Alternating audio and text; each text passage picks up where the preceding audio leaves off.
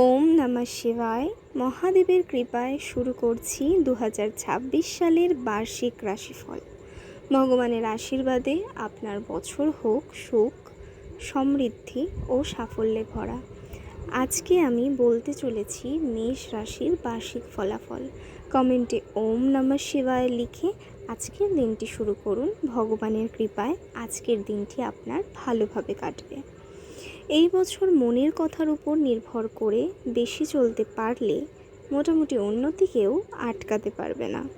অন্যের কথায় মাতলে পরিস্থিতি খুব খারাপ হতে পারে। সন্তানের ক্ষেত্রে কোনো রকম বাধা নেই, তবে তার পড়াশোনায় মনোযোগ অনেক বাড়াতে হবে। কর্মক্ষেত্রে উন্নতির পথ খুলে যেতে পারে।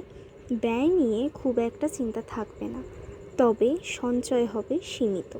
স্বামী স্ত্রীর মধ্যে বছরের শুরুতে কোনো সমস্যা থাকবে না, তবে মধ্যভাগ থেকে কথায় একটু সংযত হওয়া প্রয়োজন। চলতি বছরে আপনার মধ্যে ভরপুর সৃজনশীলতা লক্ষ্য করা যাবে, যা আপনাকে বহু দূর এগোতে সাহায্য করবে। নতুন বাড়ি গাড়ি হওয়ার যোগ রয়েছে। বিবাহের যোগ প্রবল রয়েছে, তবে বছরের শেষে বিবাহ খুবই মঙ্গলজনক হবে। যারা ডিজাইনের কাজ করেন তাদের জন্য বছরটা সোনায় মোড়ানো থাকবে। অতিথি সমাগম একটু বেশি থাকবে। বাবার সম্পত্তির ভাগ পেয়ে যেতে পারেন। এমন কোনো কাজ করবেন যার ফলে সমাজে স্বীকৃতি মিলবে। খাবারের প্রতি লোভ বেশি হবে।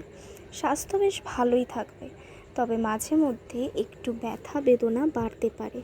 ভ্রমণের জন্য বছরটা খুব একটা অনুকূল দেখা যাচ্ছে না।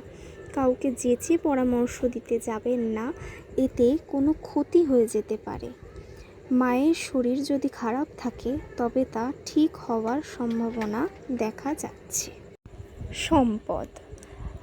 মেষ রাশির জাতক জাতিকাদের আর্থিক বিষয়ে নতুন কোনো খুব ভালো যোগাযোগ হতে পারে।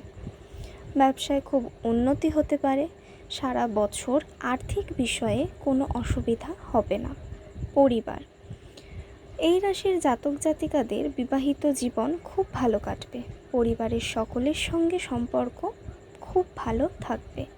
কোনো ছোট বিবাদ হঠাৎ অনেক দূর গড়াতেও পারে। সম্পর্ক। কোনো নতুন সম্পর্ক হওয়ায় এই রাশির জাতক জাতিকাদের মধ্যে অশান্তি বৃদ্ধি পাবে। পুরনো সম্পর্ক নিয়ে একটু চিন্তা থাকবে, তবে নতুন প্রেমের দিকে একটু চিন্তা ভাবনা করেই এগোনো দরকার। পেশা। এই রাশির জাতক জাতিকাদের জীবিকার ব্যাপারে খুব একটা চিন্তা বাড়বে না। ব্যবসায় নতুন যোগাযোগ হতে পারে। চাকরিতে উন্নতির যোগ আসতে পারে, তবে ব্যবসার জন্য দূরে যেতে হতে পারে। শুভ সংখ্যা হচ্ছে 25। মেষ রাশির ক্ষেত্রে শুভ দিক হচ্ছে পূর্ব এবং শুভ রত্ন হচ্ছে লাল প্রবাল। শুভ রং হলো লাল। মনে রাখবেন, ভাগ্য আপনার পাশে থাকলেও চেষ্টা আপনার নিজের। কমেন্টে জানাবেন আপনার রাশি আর আজকের অভিজ্ঞতা কেমন ছিল।